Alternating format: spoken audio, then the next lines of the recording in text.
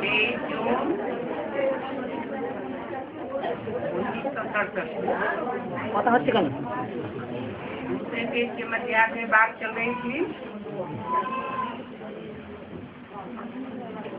समय पास करने के लिए रमत गमत खेल पाल चलता रहता है। कर्मातीत अवस्था हो जाएगी तो ये सब बंद हो जाएगा।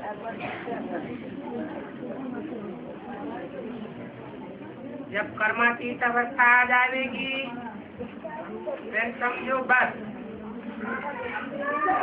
तुमको ये याद रहेगा कि हम आत्मा ने अब 84 जन्म पूरे किए और अब हम अपने घर जा रहे हैं। फिर आकर के सतो प्रधान दुनिया में सतो प्रधान पाठ बजावेंगे। अभी तुम्हारी बुद्धि में ज्ञान लटका हुआ है।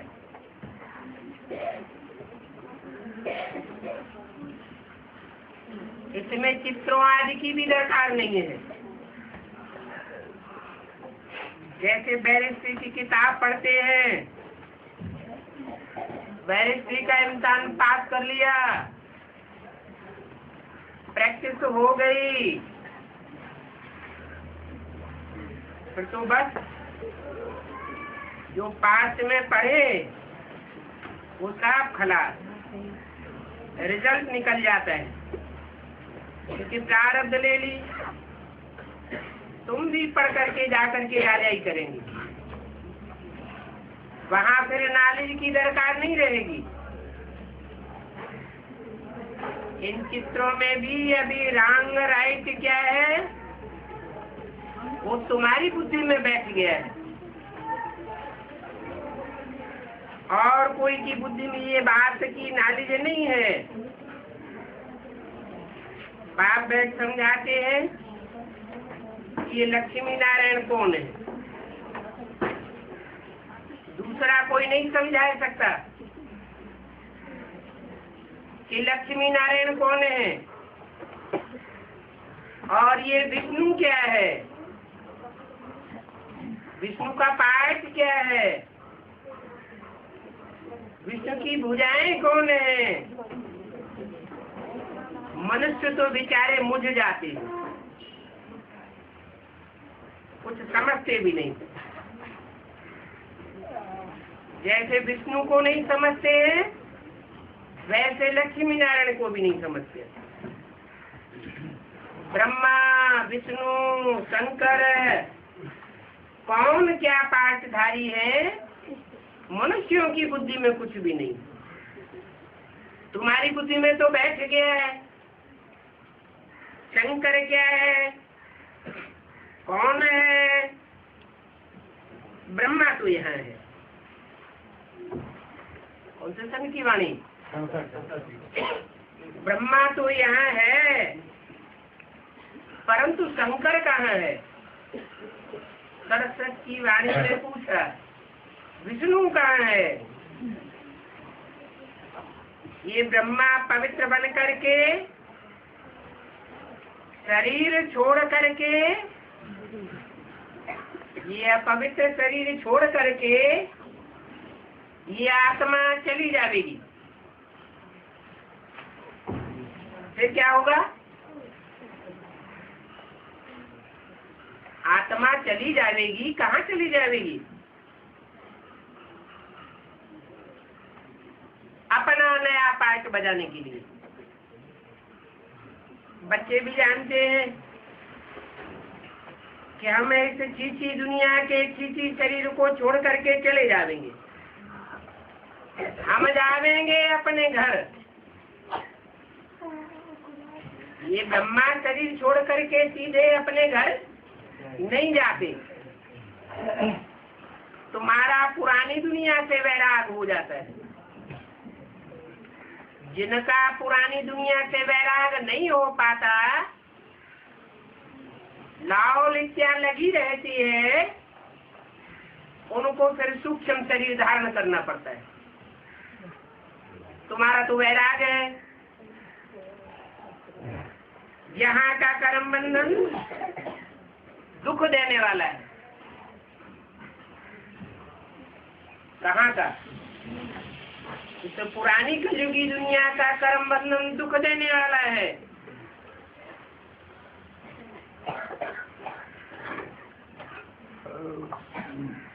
और इस कर्म बंधन को तुम छोड़ने वाले हो। वहाँ का कर्म बंधन दुख देने वाला नहीं है, कर्म का बंधन ही नहीं लगता। अभी बाप कहते हैं कि अपने घर चलो, वहाँ तो दुख का नाम निशान नहीं होगा। पहले से तुम अपने घर में थे, फिर राजधानी में आए, अभी बाप फिर आए तुमको पावन बनाने के लिए। तुम पावन बन जाएंगे, फिर अपवित्र दुनिया में रह नहीं सकते।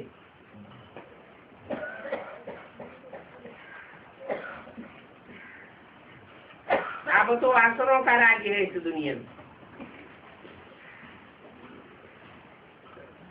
खान पान आदि कितना अच्छी खाते रहते हैं। जो चीनी लोग होते हैं वो तो नाग बलाएं बिच्छू चिन्नन आदि सांप खा जाते हैं।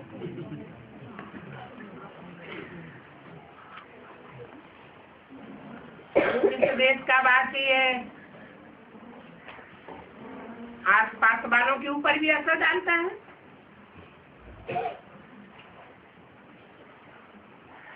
वो समझते हैं कि इन बिच्छू चिंडन का तो जहर खत्म हो गया, फिर इनको खाने में हर्जा क्या है? सर्प की मुंडी ही काट देते हैं।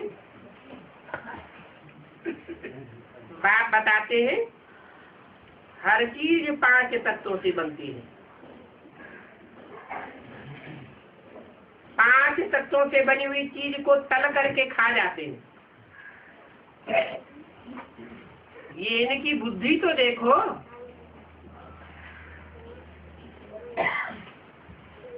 लड़ाई लगती है, भूख में घोड़े आदि को भी चीर के खा जाते हैं।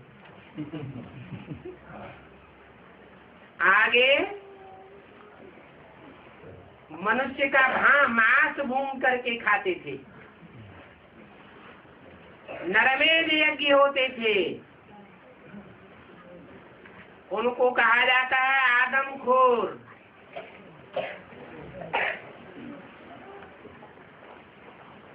अभी भक्ति मार्ग में देवियों को भी भोग लगाते हैं। छोटे छोटे बच्चों को मार के उनकी बलि चढ़ा देते हैं। कलकत्ते में काली का भोग लगाते हैं, काट पका करके, फिर उसको बांट करके खाते हैं।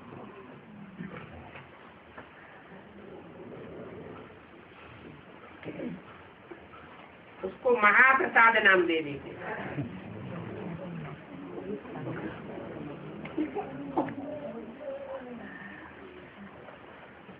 अब एक तो दुनिया में खाने के लिए तो बहुत कुछ है।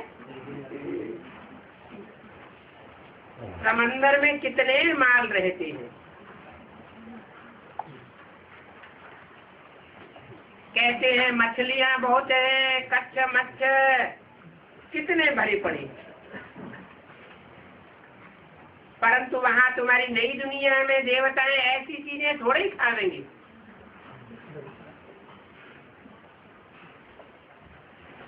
अभी देखो भक्ति में क्या हाल हो गया है। मनुष्यों की बलि चढ़ाते, बाप कहते हैं ये भी ड्रामा बना हुआ है। पुरानी दुनिया ही सोई फिर नई जरूर बननी है। तमो प्रधान बन जाते हैं तब ऐसे काम होते हैं। अभी तुम जानते हो कि हम सतो प्रधान बन रहे हैं। ये तो तुम्हारी बुद्धि समझती है कि हम सतो प्रधान बन रहे हैं। दुनिया की तमो प्रधान बुद्धि होती जाती है। इन बातों को समझने में चित्र न भी हो तो भी अच्छा है, नहीं तो मनुष्य बहुत प्रश्न पूछते हैं। बाबा ने तो हमको 84 जन्मों का चक्र समझाया है। हम ऐसे ऐसे चंद्रवंशी, सूर्यवंशी, वैश्यवंशी कैसे नीचे उतरते गए तुम जानते हो। हमने इतने जन्म लिए, मन बुद्धि में ये सब बातें रख रही होती है। कई पत्थर बुद्धि मनुष्य तो चित्रों से भी नहीं समझते, इतने तो पत्थर बुद्धि बन गई। 23 जून 1967 की वाणी का तीसरा पृष्ठ। चित्रों से तो और ही लोग बुझ जाएंगे। जो समझदार है उनको चित्रों की दरकार नहीं है। चित्रों में सूक्ष्म वचनों को तो बिल्कुल ही नहीं समझ सकते। तुम बच्चे ध्यान में सूक्ष्म वचन में जाते हो, अब वहां तो कुछ भी नहीं है। वो सूक्ष्म वचन में ध्यान दीदार करते हो, न वहाँ योग है न ज्ञान है। वैसे जब टाइम, मनी और एनर्जी होता रहता है।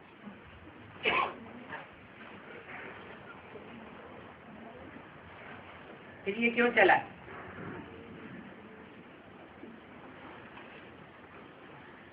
ड्रामा में इसकी नूद क्यों हुई?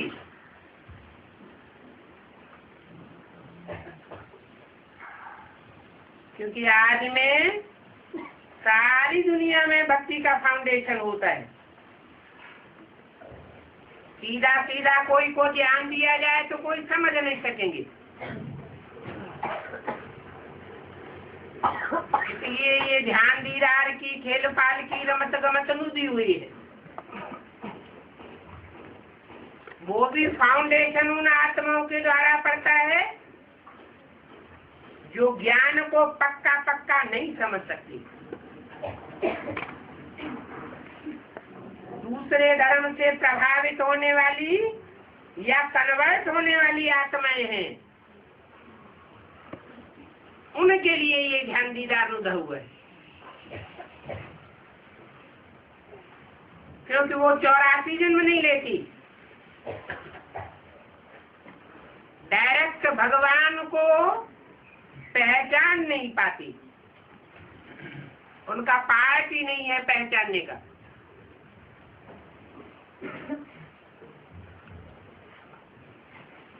कोई धक्का मुक्की से समझाए भी दे तो आगे चल के फिर भाग जाते हैं। यहाँ भी धोखा दे करके जाते हैं और वहां भी धोखा दे करके जाएंगे। कहाँ? द्वापर कलयुग में कन्वर्ट हो जाएंगे। तो ये भक्ति मार्ग की एक प्रकार की रस्म रिवाज है। ध्यान दीजिए, समझाया जाता है कि कैसे कैसे आत्मा को बुलाया जाता है, फिर रोते हैं। आने वाली आत्मा भी रोती है, उनको पछतावा होता है कि हमने बाबा का कहना नहीं माना। परंतु ये सब बातें हैं चिट चैट की, उसमें अपना समय बर्बाद नहीं करना चाहिए। बाबा समझाते रहते हैं कि बच्चे अभी टाइम वेस्ट करने का समय नहीं है। बहुतों को रास्ता बताने का पुरुषार्थ करना है। अभी महादानी बनो, बाप को याद करो तो तुम्हारे विकर्म विनाश होंगे। जो भी तुम्हारे सामने आवे उनको समझाओ, उनकी बुद्धि में भी 84 का चक्र बिठाओ। बोले कि इसकी जागृति कैसे रिपीट होती है? नक्सल में सारा चक्र तुम्हारी बुद्धि में। बच्चों को तो बहुत खुशी रहनी चाहिए, हम ऑलराउंड पाठधारी हैं। हमारी आत्मा का पाठ खंडित नहीं है।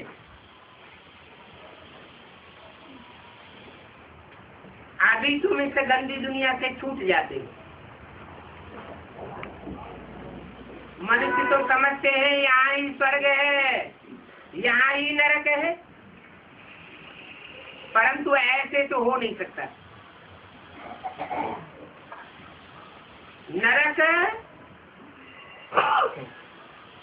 नरक ही बनाई हुई चीज है, और स्वर्ग जो सदैव स्थिति में रहने वाला है, उसकी बनाई हुई चीज है। जहाँ स्वर्ग है वहाँ नरक नहीं हो सकता, रिंचक मात्र भी दुख नहीं हो सकता, और जहाँ नरक है वहाँ स्थिति किसी की बनती ही नहीं। पतित दुनिया में सब पतित, पावन दुनिया में सब पावन। बुद्धि एकाग्र हो जाती है। लोग तो समझते हैं कि जिनको बहुत धन है उन्होंने अच्छे कर्म किए हुए हैं, इसलिए उनको सुख मिलता है। अरे उनको इतना धन भी कैसे मिला? अभी तुम बहुत अच्छे कर्म करते हो, इतने अच्छे कर्म करते हो इसे एक ही जन्म में कि तुम 21 जन्मों के लिए सुख पाते हो। वो तो एक जन्म के लिए समझते हैं कि हम अभी स्वर्ग में हैं। जिनको धन जाती है वो अपने को स्वर्ग में समझते हैं। बाप कहते हैं ये अल्पकाल का सुख है, तुम्हारा तो है 21 जन्मों का सुख। जिसके लिए बाप कहते हैं कि सभी को रास्ता बताओ। बाप की याद से ही निरोगी बनेंगे, और जो निरोगी बनेंगे नंबरवार, वो स्वर्ग के मालिक भी बनेंगे। स्वर्ग में राजाई है, उस राजाई को भी याद करो। पहले भी राजाई थी, अभी नहीं है। ये सब भारत की ही बातें हैं। स्वर्ग और नरक भारत में ही होता है, बाकी तो सब 22 लाख है। पिछाड़ी में सब चले जाएंगे, फिर हम आवेंगे नई दुनिया में। अब इतनी बात समझाने के लिए चित्तों की थोड़ी दरकार है। सूक्ष्म वतन में विष्णु क्या है, चित्तों की कुछ भी दरकार नहीं। ये तो सिर्फ समझाने के लिए मूल वतन, सूक्ष्म वतन आदि ये बच्चों की बुद्धि में बैठाने की बातें हैं। तुम कोई बच्चा बुद्धि थोड़ी ही हो, तुम्हारी बुद्धि में तो बैठा हुआ है कि हम मूल स्थिति में टिक जाते हैं तो इसी दुनिया में हमारे लिए मूल वतन हो जाता है। सूक्ष्म मनन चिंतन मंथन की स्थिति में टिकते हैं तो यही सूक्ष्म वतन है। और साकार कर्मेंद्रियों, साकार शक्ति की साकार वस्तुओं में, साकार व्यक्तियों में जब संबंध जुट जाता है तो यही साकार दुनिया स्थूल वतन है, समझाया जाता है, बाकी कुछ भी नहीं। ये शंकर की भी क्या दरकार है? ये तो भक्ति मार्ग वालों ने चित्र बनाई दिया है। कौन सा है? नागबलम वाला। ऐसा कोई होता थोड़े ही है। तो हमको ये चित्र करेक्ट करके बनाने पड़ते हैं। क्या करेक्ट करके बनाया? सरस्वती की वाणी है, त्रिमूर्ति का चित्र तो बाबा ने बनवाई दिया था। क्या बनवाया? भक्ति मार्ग के मुकाबले क्या अंतर किया?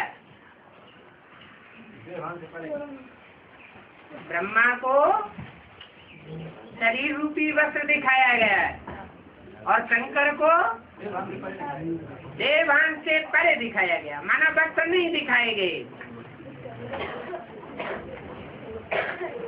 तो ये करेक्ट चित्र तुम बनाते हो, नहीं तो कहेंगे कि तुम तो नास्तिक हो,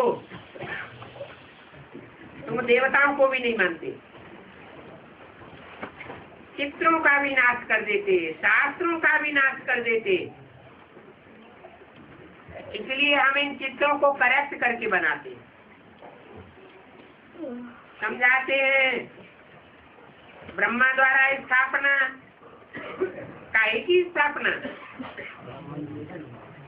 ब्रह्मा द्वारा ब्राह्मण धर्म की स्थापना और शंकर द्वारा शूद्रों की सृष्टि का विनाश, विकारी सृष्टि का विनाश। वास्तव में तो ये कहने की बातें हैं, समझाने के लिए है। ये सब ड्रामा में नूड है। कोई भी कुछ करते थोड़े ही है। साइंस अपनी बुद्धि से ये सब बनाते रहते हैं।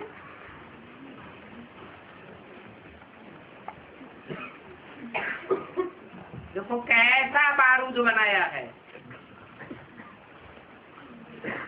बल कितना भी कोई कहे ये बाम शादी नहीं बनाओ, चारों ओर से आवाज आवे, परंतु जिनके पास ढेर के ढेर पड़े हैं वो उनको समंदर में थोड़े ही डाल देंगे।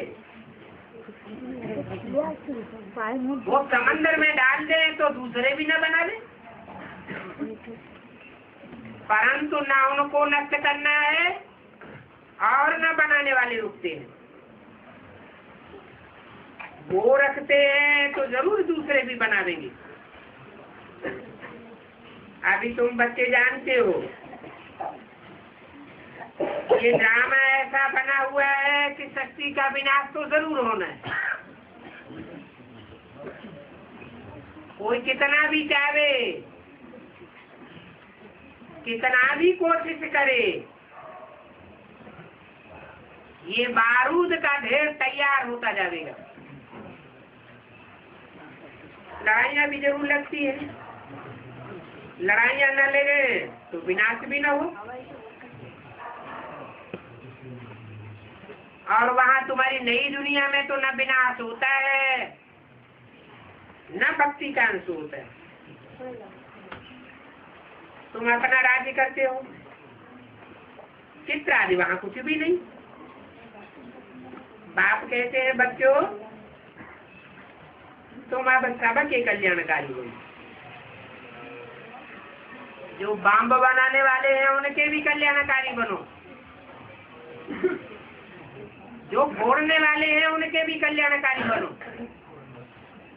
जो लड़ाई लगाने वाले हैं उनके भी कल्याणकारी बनो। तुम्हारी बुद्धि में है कि किन की दबी रही धूल में किन की राजा खाए, सफली उनकी होगी तो धनी के नाम खर्चेंगे। धनी कहते हैं कि अब इसी काम में खर्चा करो। ये रूहानी हॉस्पिटल है,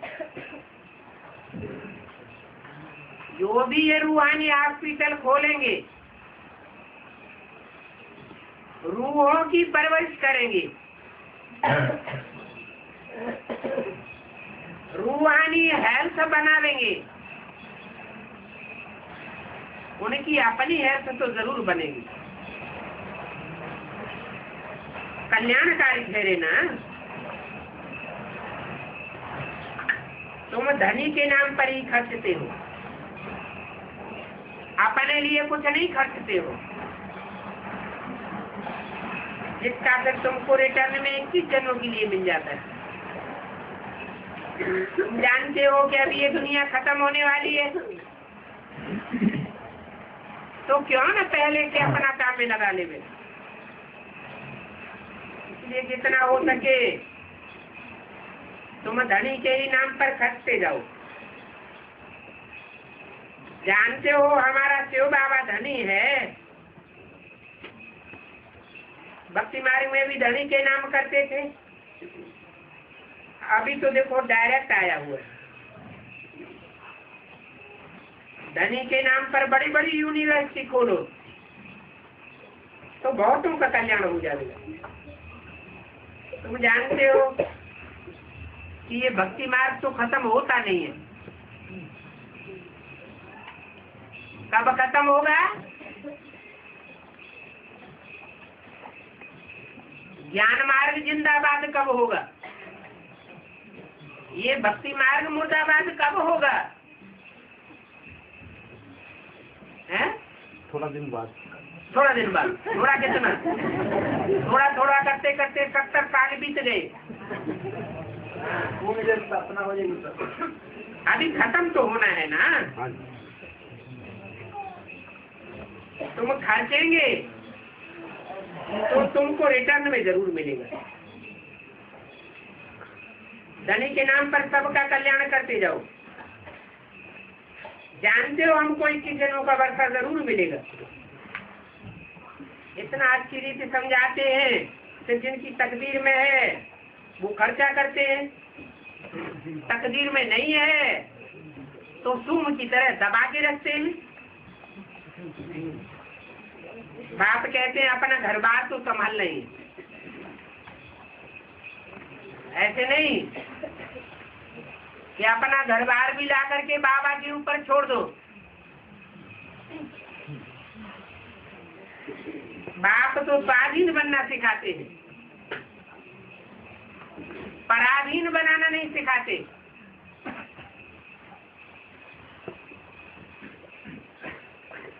शुरू में बाबा को तो पार्टी ऐसा था, एकदम जोर से बाबा को नशा चढ़ गया।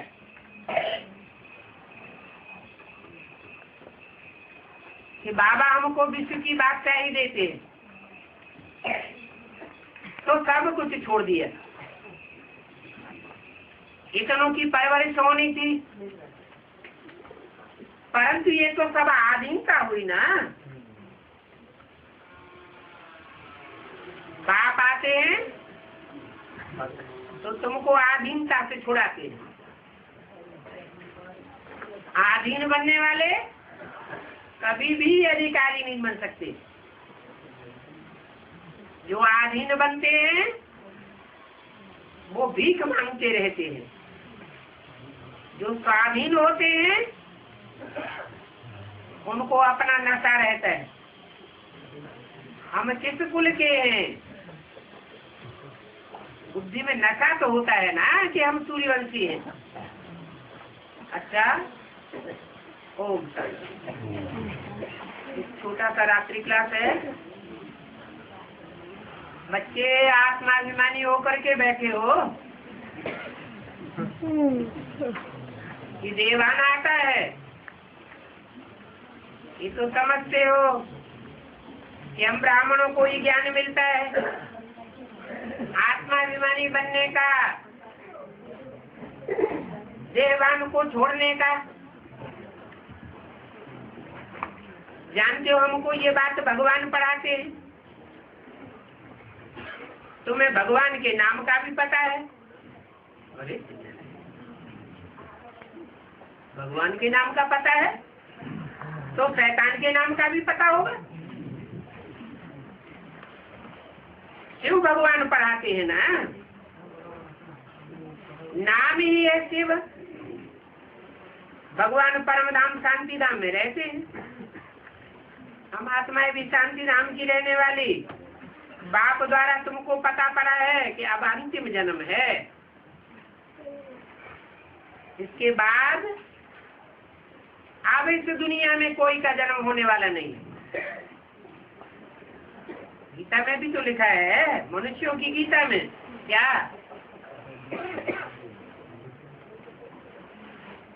जहाँ सूरज चांद सितारों का प्रकाश नहीं पहुँचता, हम उस धाम के रहने वाले हैं। यद्गत्वा न निवर्तन्ते, जहाँ जाकर के आत्माएं वापस इस पुरानी दुनिया में नहीं आती है। अब हमने 84 जन्म पूरे किए, 84वां सबसे तमो प्रधान जन्म अब पूरा होने जा रहा है। अभी बाबा टीचर बनकर के हमको पढ़ा रहे हैं।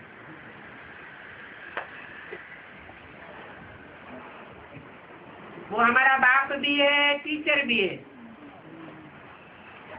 वो तो पढ़ाई में तो कितने वर्ष लगते हैं, और टीचर भी बदलते जाते हैं। यहाँ तो तुम्हारा एक ही टीचर है। तुम ब्राह्मण बच्चे जानते हो कि ये पढ़ाई बाप कल्प में एक बार पढ़ाते और एक ही जन्म में पढ़ाते हैं। इम्तिहान एक है।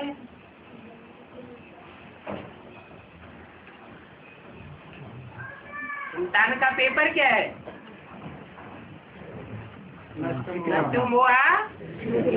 लब्धा। एक ही इम्तिहान नंबर वार पास करेंगे। मनुष्य से देवता बन जाएंगे।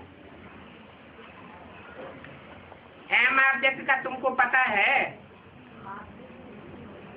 पढ़ाई भी ऊंचे है। उस पढ़ाई से तो कितनी आमदनी होती है, एक जन्म की आमदनी होती है, और यहाँ तो अनेक जन्मों की प्रारब्ध बनती है। तो ये पढ़ाई ऊंचे है ना। विश्व का मालिक बनना है, और बनना तो यहाँ ही है। सतयुग में तो विश्व के मालिक बनेंगे नहीं, जबकि तुमको पूरा निश्चय है कि भगवान पढ़ाते हैं और हम भगवान के पास ही जाएंगे, इनके ही डायरेक्ट जाकर के वचन सुनेंगे। और मनुष्यों के वचन से हम नहीं सुनने वाले हैं। इतनी ऊंची पढ़ाई बुद्धि में बैठनी चाहिए ना। जितनी ऊंची पढ़ाई है उतनी ही अच्छी रीति पढ़ो। नहीं तो क्या करते हैं, बाप की बातों में संशय आ जाता है और संगी साथियों से पढ़ाई पढ़ने लग पड़ते हैं। जो जिसने जैसा सुनाया उन्हीं बातों का मंथन करने लग पड़ते हैं। बाप से क्या प्राप्ति होती है, उसमें संशय आ जाता है। बाप कहते हैं संशय बुद्धि विनश्यति, निश्चय बुद्धि विजयति। यहाँ पर कोई पढ़ाई में खर्चा भी नहीं है, तो भी संशय आता रहता है। समझते हैं बहुत लंबी पढ़ाई है। अरे पढ़ाई में फीस तो कुछ भी नहीं है। इतनी सस्ती पढ़ाई छोड़नी तो नहीं चाहिए। सस्ती पढ़ाई समझ करके अच्छी रीति पढ़ते नहीं है। जो भगवान के बच्चे होंगे वो तो जरूर मददगार बनेंगे।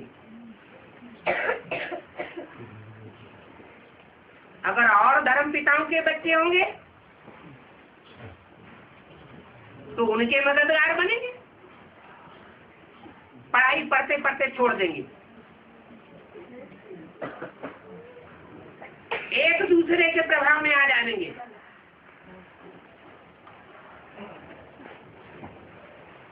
ऐसे भी बच्चे हैं जो बहुतों को पढ़ाते रहते हैं।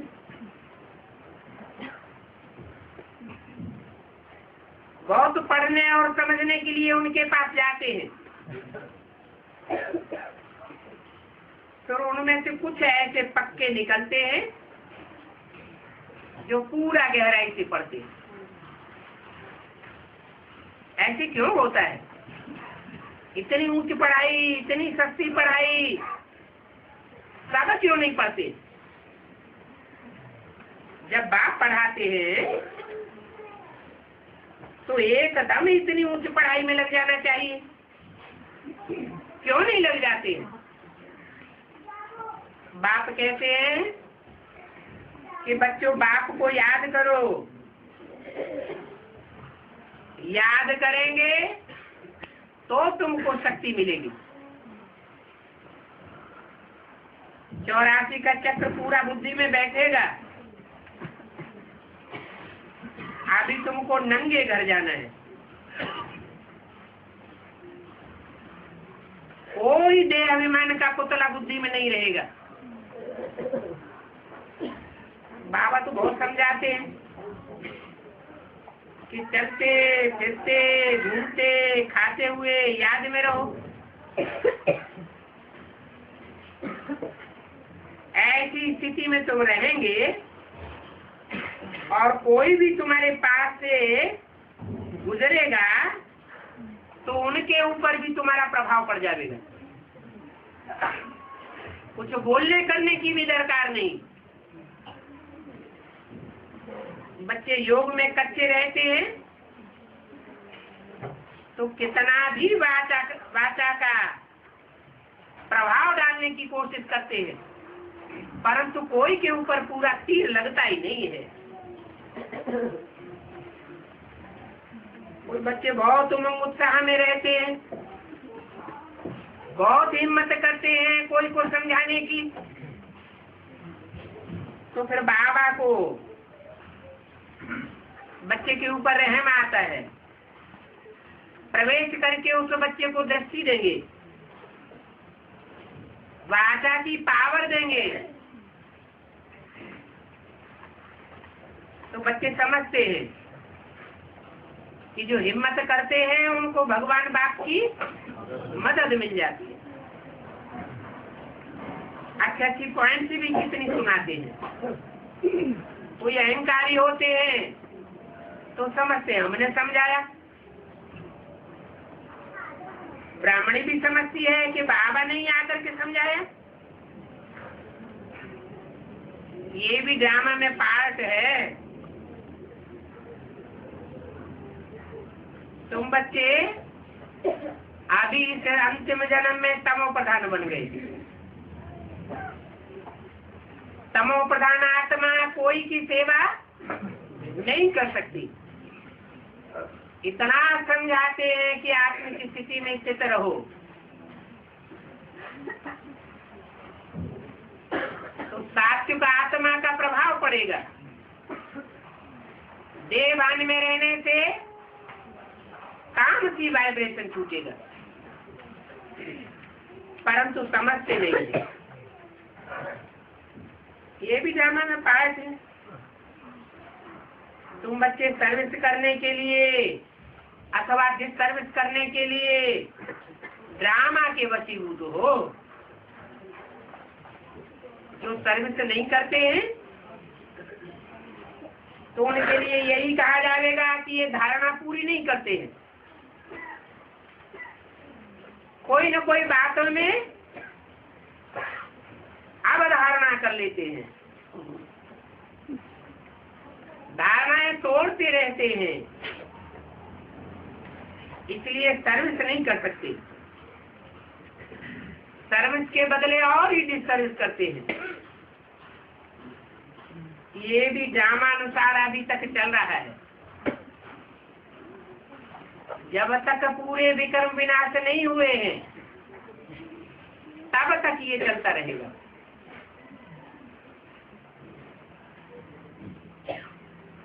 ड्रामा की पटरी पर रहने पर साक्षी होकर के रह सकेंगे,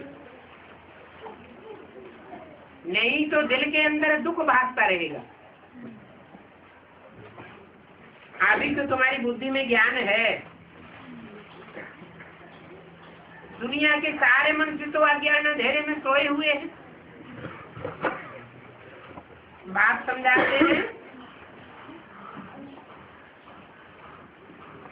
कि तुम्हारी आत्मा ही पड़ती है, परंतु देह अभिमान होने के कारण अपन को शरीर समझ लेते हैं, आत्मा समझते नहीं है। घड़ी घड़ी ये बुद्धि में बैठता नहीं है कि मैं आत्मा हूँ, ये ज्ञान बुद्धि में नहीं रहता है। देवान में आने से जिस सर्विस करने लग पड़ते हैं, ज्ञान का अहंकार आ जाता है। जब ज्ञान का अहंकार आता है तो बड़ों बड़ों की बेअदबी कर देते हैं। नहीं तो ज्ञान कहता है कि सबको सुख दो। ज्ञानी वो जो ज्ञान की धारणा करे। ज्ञान की धारणा नहीं है,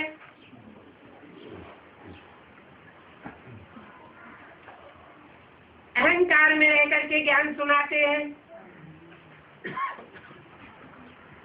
दूसरे की बेअदबी वाली बात बोल देते हैं, तो इसे ज्ञान थोड़े ही कहेंगे।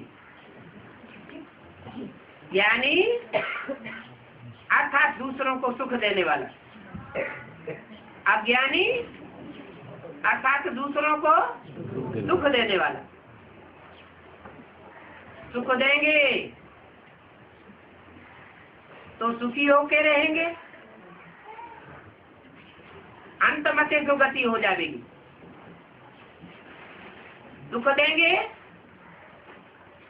तो 100 गुना बोझ चढ़ जाता है ब्राह्मणों के ऊपर। 100 गुना बोझ चढ़ते चढ़ते आत्मा तामसी बनती जाती है। फिर कहते हैं जैसा पहले अवस्था रहती थी वैसी अवस्था नहीं रहती। अरे बुद्धि में तो ज्ञान बैठा हुआ है, ये भी ड्रामा ही कहेंगे। दुनिया की हर चीज पहले सतो प्रधान, फिर सतो प्रधान से सतो सामान्य रजो और तमो में आती है। ये ज्ञान भी 4 अवस्थाओं से पसार होता है, परंतु इसका मतलब ये नहीं है कि हम ढीला छोड़ देवे। भले 4 अवस्थाओं से ज्ञान पसार होता है तो भी कोशिश ये करनी है कि हम आत्माभिमानी होकर के रहें। इस बात पर जो आत्मा ज्यादा ध्यान देती है वो ज्यादा जन्मों तक सुखी रहती है, और ध्यान नहीं देती तो जैसे नदी का प्रवाह होता है और प्रवाह जहाँ बहता है उसी धारा में जीव जंतु बहते चले जाते, उन्हें कहेंगे कमजोर आत्मा। लेकिन एक जंतु ऐसा होता है धारा को काट करके ऊपर चढ़ता है।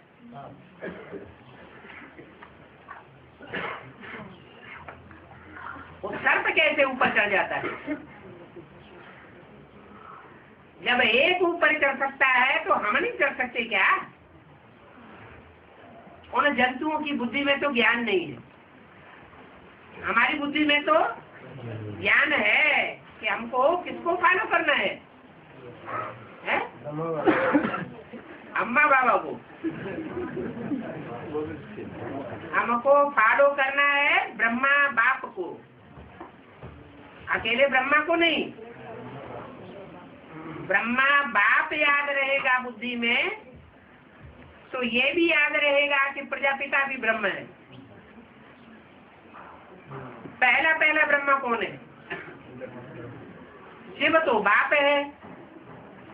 जब प्रवेश करता है तो कहते हैं जिस तन में भी प्रवेश करता हूँ उसका नाम क्या रखना पड़े? ब्रह्मा रखना पड़े।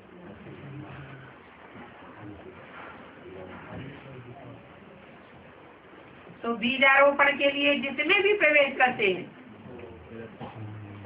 वो भी ब्रह्मा हुआ। इसलिए ब्रह्मा कितने गाये हुए? 5 गाये हुए। उनमें एक है प्रजापिता और बाकी सब ब्रह्मा, वो है नंबरवार। तो फॉलो किसको करना है? प्रजापिता ब्रह्मा को फॉलो करना है। इसलिए जो सूर्यवंशी बच्चे हैं वो सदैव प्रवृत्ति मार्ग में अपन को समझते हैं। अर्धनारीश्वर का चित्र उनके सामने रहता है। बाप दादा कंबाइंड रूप में देखते हैं। बुद्धि में रहता है कि सहन शक्ति का पाठ बजाने वाली ब्रह्मा की सोल और सामना करने की शक्ति वाला बाप, दोनों कंबाइंड होकर के पाठ बजाते, जिन्हें अर्धनारीश्वर कहा जाता है।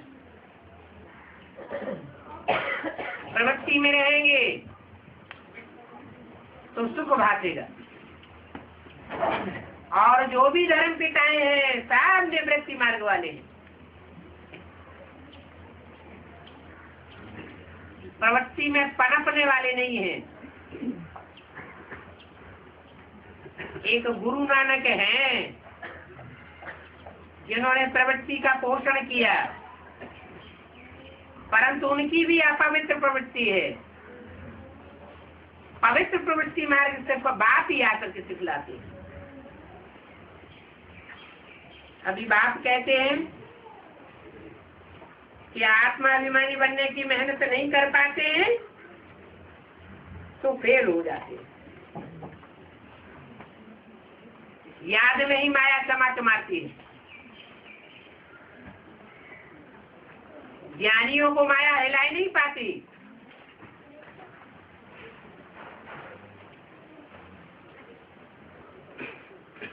ज्ञानी को दृढ़ देख करके माया पीछे हटती है।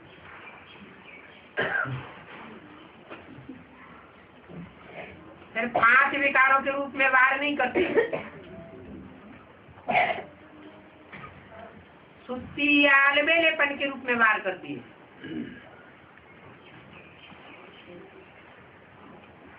रुद्रमाला में अंतिम पुरुषार्थ की चोटी पर जब चढ़ते हैं तो कौन से रूप में विशेष वार होता है? सब जानते हैं कि अमृत वेला सुधरेगा तो सब सुधर जाएगा। अगर कोई को नौकरी मिल जाए 10,000, 20,000, 50,000 की अमृत वेला काम करने के लिए, तो जागरण करेंगे या नहीं करेंगे? कहीं नौकरी से न निकाल दिया जाए।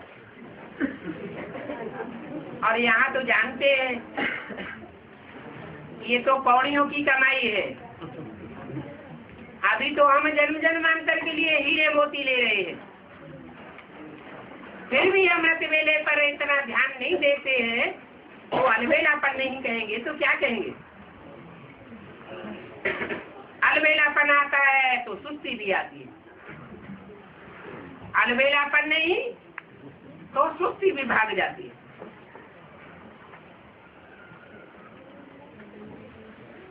तुम जब ऐसा टाइम वेस्ट करते हो तो मनुष्य समझ जाते हैं कि ये तो सिर्फ कहते रहते हैं, खुद कुछ भी करके नहीं दिखाते। देखो माया कैसी चमाट मारती है। विकर्म कर लेते हैं, बाप आकर के याद दिलाते हैं, समझाते हैं कि अभी टाइम वेस्ट नहीं करो। तुम बहुत लंबे टाइम से मौत मौत करते आए हो, मौत सामने खड़ा है। तो मनुष्यों को ये बुद्धि में बैठ जाता है कि ये तो बोलते रहते हैं। दुनिया की मौत दिखाने से पहले खुद अपनी मौत सामने रखनी चाहिए। आप मुए मर गई दुनिया, होता तो कुछ भी नहीं है। दुनियावी लोगों की बुद्धि में ये बैठ गया है, तो अब तुम्हारी बात पर ध्यान नहीं देते। आखिरी तो एक दिन मौत जरूर आ ही जाएगा।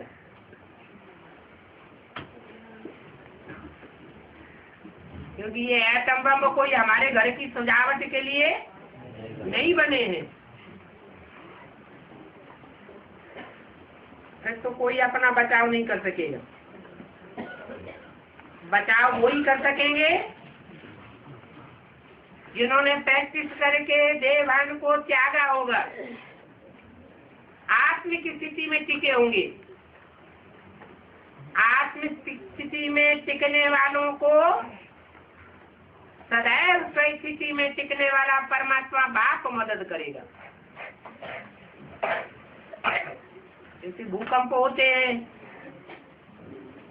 देखा जाता है कोई कोई भयंकर भूकंप में भी जिंदा बच जाते हैं। कहते हैं भगवान ने इनको बचा दिया। ये तो भारी विनाश सामने खड़ा हुआ है। ये पुराना शरीर तो छोड़ना ही है। तो तुमको बहुत अच्छा पुरुषार्थ करना चाहिए। बाप सुनाते हैं कि कैसे योग की यात्रा पर रहना है, कैसे विश्व पर तुम विजय पा सकते हो। इस विश्व पर तुम राज्य करेंगे, वो पुण्य आत्माओं की दुनिया बन जाएगी। तो पाप आत्माओं की दुनिया है, जो अपन को पतित समझते हैं तो पतित समझ करके ही बुलाते हैं। तो पाप को कल पाना पड़ता है। अभी ये अंतिम लड़ाई है, इसके बाद फिर 2500 वर्ष कोई लड़ाई नहीं लगेगी।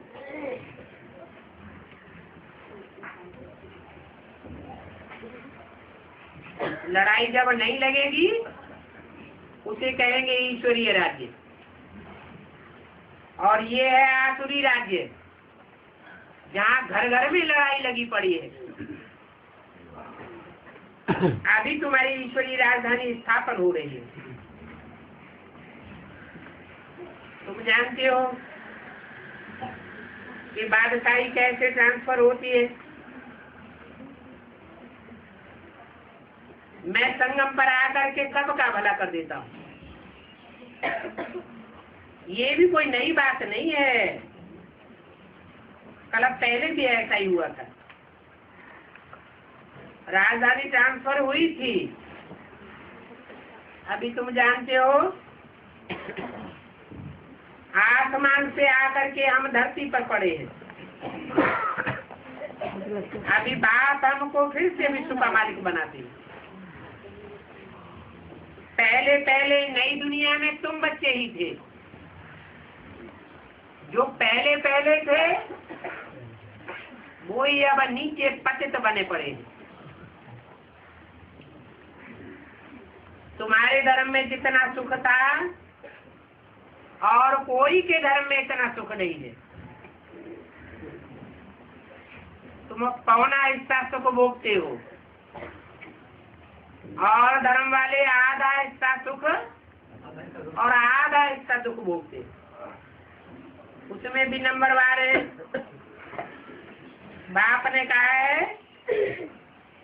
ये धर्म बहुत सुख देने वाला है।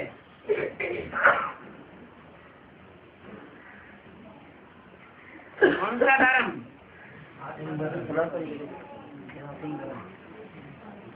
जो बात कहते हैं वो कौन है? सूर्य है, चंद्रमा है, कोई ग्रह है, तीसरा ग्रह, चौथा ग्रह, पांचवा ग्रह, कौन है? तो कौन सा धर्म बहुत सुख देने वाला है? सूर्यवंश बहुत सुख देने वाला है। जो दूसरे धर्म में कन्वर्ट होने वाले हैं या दूसरे धर्मों का जिनके ऊपर छिलका चढ़ा हुआ है वो उतना सुखी नहीं होंगे जितने सूर्यवंशी सुखी होंगे। क्योंकि बाप आते हैं तो पहले पहले सूर्य को ये ज्ञान देते हैं। जो पहले पहले प्राप्ति करता है वो फायदे में रहता है। तो अब सूर्यवंशी बनने का पुरुषार्थ करो।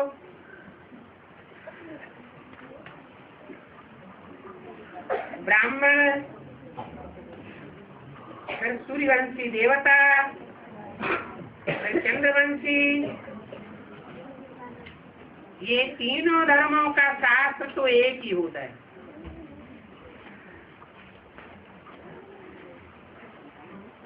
ब्राह्मणों की राजाई नहीं होती। जो ब्राह्मण यहाँ बैठ करके दूसरों के ऊपर हुक्म चलाते हैं, राजाई करते हैं या राजाई चलाना चाहते हैं, वो मात खा जाते हैं। उनकी राजाई चलेगी नहीं। क्यों? क्योंकि ब्राह्मण धर्म में राजाई होती नहीं। ब्राह्मण सब सेवाधारी है। बाप भी सेवाधारी बनकर के आता है। जो बच्चे बाप की मत पर चलने वाले हैं उन बच्चों के लिए कहता है, बच्चे I am your most obedient servant. तुमको 84 जन्मों में इतना मोस्ट ओबीडिएंट सर्वेंट कोई मिलेगा नहीं। तो सूर्यवंशी बनने के लिए पुरुषार्थ करो। तीनों धर्मों की अभी स्थापना हो रही है। बच्चों को गुड नाइट। ओम शांति।